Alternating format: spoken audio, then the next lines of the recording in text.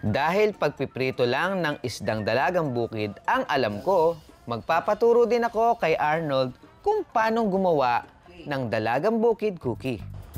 Lahat to, kuya? Yes po. Wash sugar. Wow! Lahat to, kuya? Yes po.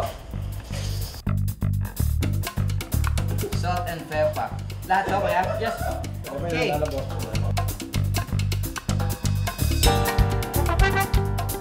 Ammonia. So ito ang Yan ano, po ang secret ingredients ng mga gumagawa ko ng dalagang bukid. milk powder Milk siya. powder po. Okay. Margarine. Sulit po natin ang ating oil.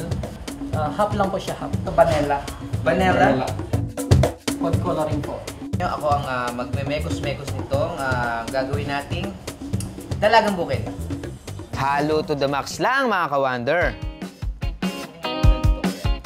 What's next, Kuya Arnold?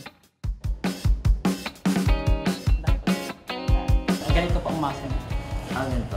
One-sided. Hindi po yung gaganon. Ganun. Opo. Ito. So, ano pang iniintay natin?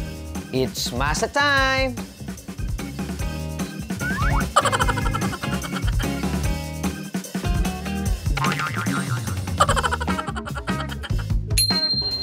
Sunod na bilugin at pahabain ang dough. Saka didiinan ng hinlalaki para gawing guide sa paghiwa.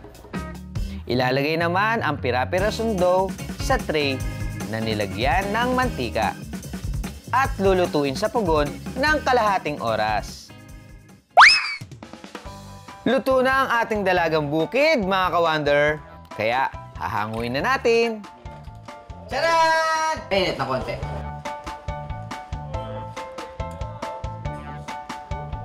Sarap! Grabe! Ang texture niya for me sobrang crunchy niya. Tapos hindi siya masyadong matamis, sakto lang. And para siyang may honey. Napakasarap niya i-partner o ipare sa coffee. Mukhang mapaparami ko nito